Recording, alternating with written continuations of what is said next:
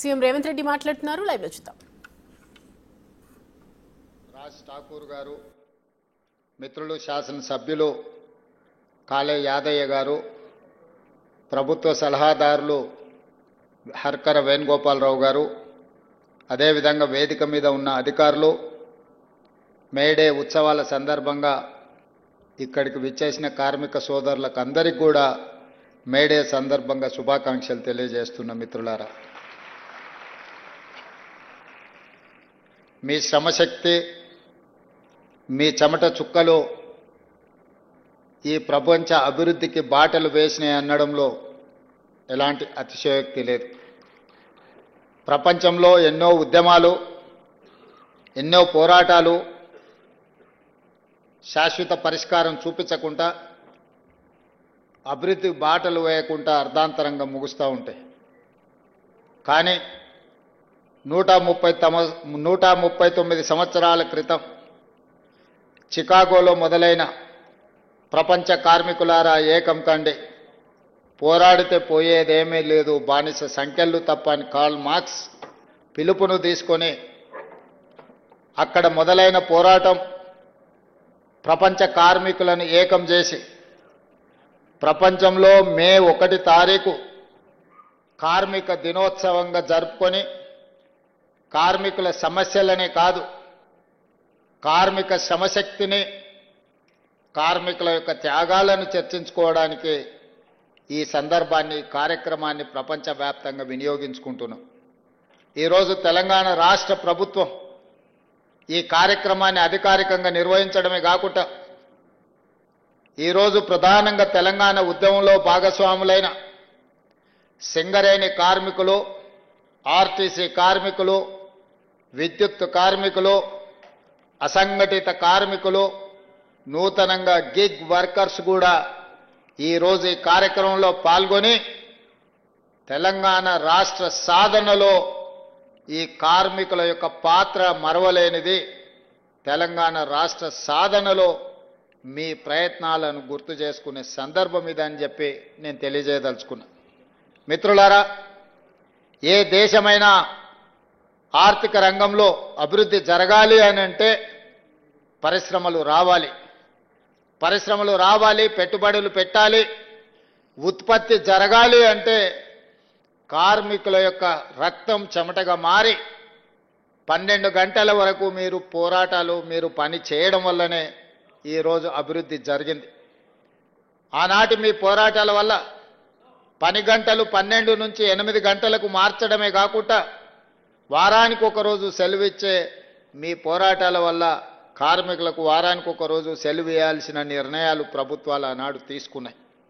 ఈనాడు మన ప్రభుత్వం తెలంగాణ రాష్ట్ర ఉద్యమంలో క్రియాశీలక పాత్ర పోషించిన సింగరేణి కార్మికులను, ఆర్టీసీ కార్మికులను, అదేవిధంగా విద్యుత్ శాఖ కార్మికులను, అసంఘటిత కార్మికులను ఆదుకోవాలన్న ఆలోచనతో ఎన్నో పరిపాలనమైన నిర్ణయాలను సవరించుకుంటూ, సరిచేసుకుంటూ వచ్చిన తెలంగాణ రాష్ట్రంలో 10 సంవత్సరాల విధ్వంసాన్ని సరిదిద్దుకుంటూ ముందుకు వెళ్తున్నాం.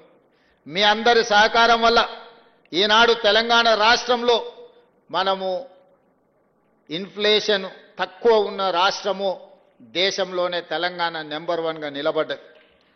ఇవాళ మీ సహకారం వల్లనే దేశంలోనే అత్యున్నత ప్రమాణాలు కలిగిన పోలీస్ వ్యవస్థ మొదటి స్థానంలో తెలంగాణ రాష్ట్రము నిలబడ్డది.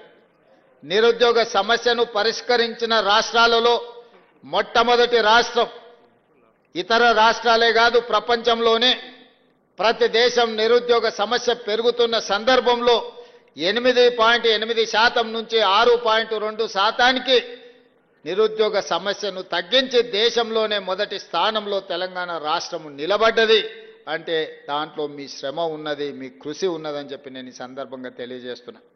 ఒకనాడు నష్టాల బాటలో ఉండి ఆత్మహత్యలు జరుగుతున్న ఆర్టీసీ ఈరోజు లాభాల బాటలో నడిచి మీ జీతాలు మీరు ఇచ్చుకోగలిగిన స్థాయికి ఈరోజు ఆర్టీసీ చేరుకున్నది అని అంటే ఈరోజు మీ శ్రమ, మీ కృషి ఎంతో ఉన్నది. అదేవిధంగా సింగరేణి సంస్థ లాభాలలో నడవడమే కాదు, ఈరోజు ఈ వేదిక మీద జనక్ ప్రసాద్ గారు ఉన్నారు, మిగతా నరసింహారెడ్డి గారు, చాలా మంది సింగరేణి కార్మిక నాయకులు ఉన్నారు, ఇక్కడ సింగరేణి కార్మికులు ఉన్నారు. ఇప్పటి వరకు ఎప్పుడైనా మీ కాంట్రాక్ట్ అవుట్ సోర్సింగ్ కార్మికులకు బోనస్ ఎప్పుడైనా ఇచ్చిందా? మొట్టమొదటిసారి మన ప్రభుత్వం అవుట్ సోర్సింగ్ కార్మికులకు కూడా 5,000 రూపాయల బోనస్ ఇచ్చి మీ లాభాలలో మీకు వాటాలుగా మార్చి మిమ్మల్ని గుర్తించిన ప్రభుత్వం ఇది కాదా? సింగరేణి కార్మికులకు 1,90,000 బోనస్ ఇచ్చిన మాట నిజం కాదా? ఈరోజు ఏదైనా అనుకోని పరిస్థితుల్లో ప్రమాదం జరిగితే 1 కోటి రూపాయలు సింగరేణి కార్మికులకు బీమా పథకాన్ని అమలు చేయడమే కాకుండా మీ అవుట్ సోర్సింగ్ కార్మికులకు కూడా ఏదైనా జరిగితే 50 లక్షల రూపాయల బీమా పథకాన్ని మన రాష్ట్ర ప్రభుత్వం తీసుకొచ్చిన విషయం మీకు అందరికీ తెలుసు కదా. ఇదే కాదు, ఈరోజు తెలంగాణ రాష్ట్రం నుంచి పబ్లిక్ సర్వీస్ కమిషన్ పోటీ పరీక్షలకు ఎవరు ప్రిపేర్ అయినా ప్రతి పేదవాడికి సింగరేణి నుంచి ప్రిలిమినరీ ఎగ్జామ్స్ పాస్ అయితే 1,00,000 రూపాయలు, మెయిన్ ఎగ్జామ్స్ రాయడానికి వెళ్ళే వాళ్ళకు కూడా 1,00,000 రూపాయల పథకాన్ని సింగరేణి నుంచి మొదలుపెట్టి ఈసారి ఐఏఎస్లు ఐపీఎస్లల్లా అత్యధికంగా ఈ రాష్ట్రంలో నుంచి మనం ఎంపిక కావడానికి వాళ్ళు ఢిల్లీలో శిక్షణ పొందడానికి ఈరోజు సింగరేణి సంస్థ నుంచి మనం సహాయాన్ని అందించినాం. అదేవిధంగా ఈరోజు విద్యుత్ కార్మికులు విద్యుత్ వ్యవస్థ పూర్తిగా చిన్నాభిన్నం అయిపోయి దివాలా తీసి కుప్పగూలే పరిస్థితులు వచ్చింది. సదరన్ డిస్కామ్ కానీ, నార్థన్ డిస్కామ్ కానీ, జెన్కో కానీ, ట్రాన్స్కో కానీ ఈరోజు పూర్తిగా దెబ్బతిని 1,000 కోట్ల రూపాయలు అప్పుల్లో మునిగిపోయినాయి. 10 సంవత్సరాలు ఈ సంస్థల్ని నిర్లక్ష్యం చేయడం వల్ల ఈరోజు ఆ సంస్థలు కుప్పగూలే పరిస్థితి వచ్చింది. అందుకే ఈరోజు ఒక పద్ధతి ప్రకారం సింగరేణి సంస్థల్ని లాభాల బాటలో నడిపించడమే కాదు, బొగ్గు ఉత్పత్తి పెంచి మీకు భవిష్యత్తులో కొత్త గనులను కూడా కేటాయించాలని, కొత్త గనులను తెరవాలని, నూతన ఉద్యోగ ఉపాధి అవకాశాలు కల్పించాలని ఈరోజు ప్రయత్నం చేస్తున్నాం. మీ కారుణ్య నియామకాలకు సంబంధించి గతంలో ఎన్ని నిబంధనలు ఉండేనో, ఎంత అవినీతి ఉండేనో మీకు తెలుసు. కానీ మన ప్రభుత్వం వచ్చిన తర్వాత కారుణ్య నియామకాలను సరళీకృతం చేయడమే కాకుండా దాదాపుగా 400 పైచిలకు కారుణ్య నియామకాలు సింగరేణి సంస్థలో మనం చేపట్టడం జరిగింది. అదేవిధంగా ఆర్టీసీలో కూడా కారుణ్య నియామకాలు జరగకపోతే మా మంత్రి పొన్నం ప్రభాకర్ గారు ప్రభుత్వంతో మాట్లాడి కారుణ్య నియామకాలను ఆర్టీసీలో కూడా చేపట్టడం జరిగింది. ఈ రకంగా కార్మికుల యొక్క అభ్యున్నతి కోసం, కార్మికుల యొక్క సంక్షేమం కోసం ఈ రాష్ట్ర ప్రభుత్వం ప్రయత్నం చేస్తున్నది. కార్మికుల సంక్షేమమే మా రాష్ట్ర ప్రభుత్వం యొక్క విధానం అనే విధంగా ఈరోజు ముందుకు తీసుకెళ్లడం జరుగుతుంది. మీతో ఏ సందర్భం వచ్చినా మీతో మాట్లాడుతున్నాం, మీతో కలుస్తున్నాం. కార్మికులు అంటే మా సోదరులన్న భావన ఈరోజు తెలంగాణ రాష్ట్రంలో మేము కల్పించగలిగినాం. ఇవాళ అసంఘటిత కార్మికుల గురించి ఆలోచనే చేయలేదు. ఈరోజు అసంఘటిత కార్మికులందరినీ ఒక దగ్గరికి పట్టుకొచ్చి రాష్ట్ర ప్రభుత్వం తొందరలో తీయబోయే పాలసీలో వాళ్ళందరి సూచనలు సలహాలు తీసుకున్నాం. ఈరోజు దేశానికే ఆదర్శంగా ఉండే విధంగా గిగ్ వర్కర్స్ విధానాన్ని ఈరోజు తెలంగాణ రాష్ట్ర ప్రభుత్వం తీసుకురాబోతుంది. అందరి అభిప్రాయాలు తీసుకొని ఈ మొన్న జరిగిన భారత్ సమ్మిట్లో ప్రపంచ దేశాల నుంచి వచ్చిన కార్మిక సంఘాల నాయకుల నుంచి కూడా మనం అభిప్రాయాలు తీసుకోవడం జరిగింది. ఇవన్నీ మీరు అండగా నిలబడి ఈ ప్రభుత్వాన్ని అధికారంలోకి ఈ పార్టీని తెచ్చినందుకే ఇవన్నీ సాధ్యమైంది. ఆనాడు రాహుల్ గాంధీ గారు కన్యాకుమారి నుంచి కశ్మీర్ వరకు 150 రోజులు 4,000 కిలోమీటర్ల పాదయాత్ర చేస్తూ మండు టెండల్లో, మంచు కొండల్లో మిమ్మల్ని అందరినీ కలిసి మీ ఆలోచనలు పంచుకొని ఆనాడు కార్మికులను, విద్యార్థులను, నిరుద్యోగ యువకులను, రైతు కూలీల సంఘాలను కలిసి వాళ్ళు వెలుబుచ్చిన అభిప్రాయాలను రాహుల్ గాంధీ గారు సేకరించి ఈరోజు కులగణన చేపట్టాలి అని చెప్పి ఆదేశాలు ఇచ్చాడు. వారి సూచన మేరకు తెలంగాణ రాష్ట్ర ప్రభుత్వం చేపట్టిన కులగణన ఈరోజు దేశానికే ఆదర్శమైంది. తెలంగాణ రాష్ట్ర ప్రభుత్వం చేసిన చట్టం ఈరోజు కేంద్ర ప్రభుత్వం దేశంలో కూడా జనగణనలో కులగణన చేర్చి తొందరలోనే ఎవరు ఎంతమంది ఉన్నారో తేలుస్తామని చెప్పి ఈరోజు కేంద్ర ప్రభుత్వం ప్రకటించింది అని అంటే ఈరోజు మీరందరూ అండగా నిలబడి తీసుకొచ్చిన ప్రభుత్వం తీసుకుంటున్న చర్యల వల్లనే ఈరోజు పేదవాళ్లకు న్యాయం జరుగుతున్నది. అందుకే మిత్రులారా, ఈరోజు కార్మిక సంఘాల నాయకులకు నేను విజ్ఞప్తి చేస్తున్నా. 60 సంవత్సరాలు 16 మంది ముఖ్యమంత్రులు 72,000 కోట్ల రూపాయలు అప్పు చేస్తే ఒక వ్యక్తి, ఒక పార్టీ, ఒక కుటుంబం 10 సంవత్సరాలలో 7 లక్షల కోట్ల రూపాయలు అప్పు చేసింది. పోనీ 7 లక్షల కోట్ల రూపాయల అప్పుతోనే ఎక్కడైనా ఏదైనా అభివృద్ధి జరిగిందా మీరు ఆలోచన చేయండి. మీ కార్మికులకు ఏదైనా మేలు జరిగిందా? చనిపోయిన కార్మికుల పట్ల మానవత్వంతో ఎప్పుడైనా ఆలోచన చేసిండ్రా? ఆర్టీసీ కార్మికులు ఆనాడు ధర్నా చేసి ఆనాడు మీరు ఉద్యమం చేస్తే 50 మంది కార్మికులను పొట్టన పెట్టుకున్నారు, కానీ మీతోని మాట్లాడలేదు. మరి మేము వచ్చిన తర్వాత ఈరోజు ఆర్టీసీని గాడిలో పెట్టి ఈరోజు లాభాల వైపు నడిపించే ప్రయత్నం చేస్తున్నాం. ఆర్టీసీ కార్మికులకు నేను విజ్ఞప్తి చేస్తున్నా, మళ్ళీ సమ్మె అని చర్చలు చేస్తున్నారు. దయచేసి ఈ సంస్థ మీది. ఈ సంస్థను ఏ మాత్రం పట్టింపులకో రాజకీయ నేపథ్యంలో ఎవరైనా ప్రోత్సహిస్తే, మనం ఏదైనా ఒక నిర్ణయం తప్పుగా చేస్తే మొత్తం సంస్థనే దెబ్బతినే పరిస్థితి ఈరోజు ఉంది. అదే కాదు, ఇవాళ మీరు ఆలోచన చేయండి, 7 లక్షల పైచిలకు కోట్ల రూపాయల అప్పులు రాష్ట్ర ప్రభుత్వం మీద ఉన్నాయి. ఆయన 50,000 కోట్ల రూపాయల కాంట్రాక్టర్ల బిల్లులు పెండింగ్ పెట్టిండు. బొగ్గు సరఫరా చేసిన సింగరేణికి 20,000 కోట్ల రూపాయలు పెండింగ్ పెట్టిండు. అదేవిధంగా వ్యవసాయానికి ఉచిత విద్యుత్తు అందించిన విద్యుత్తు శాఖకు దాదాపుగా 25-30,000 కోట్ల రూపాయలు పెండింగ్ పెట్టిండు. ఇట్లా ఇంకొక 1,29,000 కోట్ల రూపాయలు వివిధ సంస్థలకు బకాయిలు పెట్టిండు.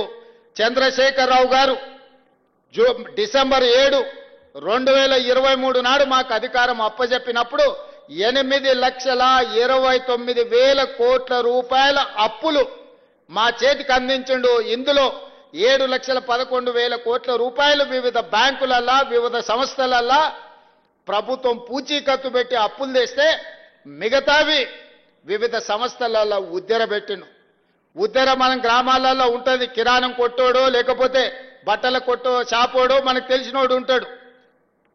దానికి ఒప్పందాలు ఇన్స్టాల్మెంట్స్ ఏముండవు.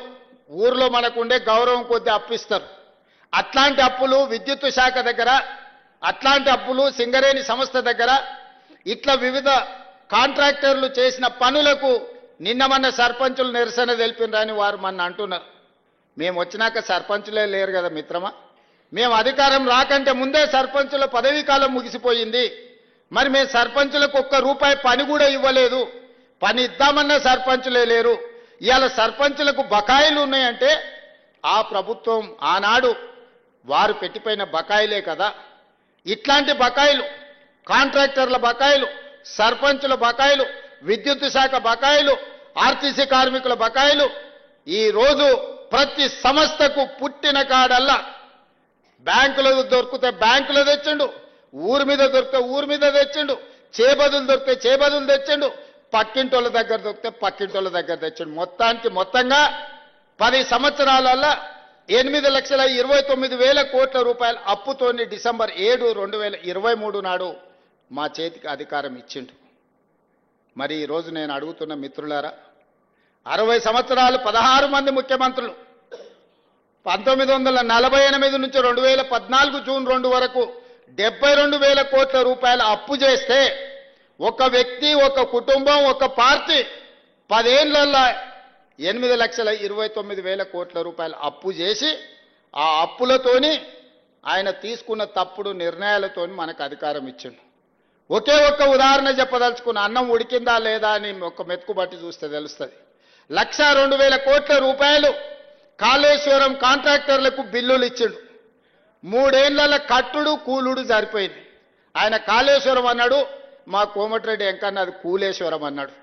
ఎక్కడైనా ఈ భూమి మీద 1,02,000 కోట్ల రూపాయలు పెట్టి కట్టిన ప్రాజెక్టులు, మేడిగడ్డ, సుందిల్లా, అన్నారం అనే ప్రాజెక్టులు కుప్పగూలిపోవడం ఎక్కడన్నా చూసిండ్రా? మనం ఇల్లు కట్టుకుంటే కూడా 50 ఏళ్ళు ఉంటుంది, గుడిసేసుకుంటే కూడా 10 ఏళ్ళు ఉంటుంది. పేదోళ్ళు ఊర్లలో కట్టుకునే గుడిసె కూడా ఓ 10 ఏళ్ళు ఉంటుంది. 10 ఏళ్ళ తర్వాత తాటాకులు పోతే కొత్త వేసుకుంటాం. కానీ 1,00,000 కోట్ల రూపాయలు కట్టిన కాళేశ్వరం 3 ఏళ్లకే కుప్పగూలిపోయింది. ఇట్లా 8 లక్షల కోట్ల రూపాయలు ఎక్కడికి పోయినవో ఆనమాళ్ళు దొరకకుండా పోయినాయి. ఈ పరిస్థితుల్లో కష్టపడి రూపాయి జమ చేసి ఇవాళ ప్రతి నెల నేను 15 నెలల ప్రభుత్వాన్ని నడిపిన దాంట్లో 1,58,000 కోట్ల రూపాయలు అప్పు చేస్తే 1,52,000 కోట్ల రూపాయలు ఆయన చేసిన అప్పులకు అసలుకు మిత్తికి కట్టాల్సి వచ్చింది. అంటే ప్రతి నెల సరాసరి నేను 10,000 కోట్ల రూపాయల అప్పు చేసి ఆయన చేసిన అప్పులకు మిత్తికి నేను కట్టాల్సి వస్తుంది. ఒక్క రూపాయి కూడా ఈ కార్మికుల కోసమో, ఈ విద్యార్థుల కోసమో, ఈ నిరుద్యోగ యువకుల కోసమో, ఈ రాష్ట్రంలో ఉన్న రైతుల కోసమో తెచ్చిన అప్పుల నుంచి ఒక్క రూపాయి కూడా ఖర్చు పెట్టలేని పరిస్థితి ఉన్నది. 60 నెలలు నాకు అధికారాన్ని అప్పచెప్పితే నెలకు 10,000 కోట్ల రూపాయల చొప్పున 6 లక్షల కోట్ల రూపాయలు ఆయన గారు చేసిన అప్పులకు తప్పులకు ఈ రోజు నేను పాయమాలు కట్టాల్సి వస్తుంది. ఆయన అంటుండు రేవంత్ రెడ్డి వస్తేనే అప్పులు చేసిండు, రేవంత్ రెడ్డి వస్తేనే అప్పులు చేసిండు. ఆయన 1,52,000 కోట్లే అప్పు చేసిండని చెప్పిండు. కాదు, 1,58,000 కోట్ల రూపాయలు అప్పు చేసిండు మీ ముఖ్యమంత్రి.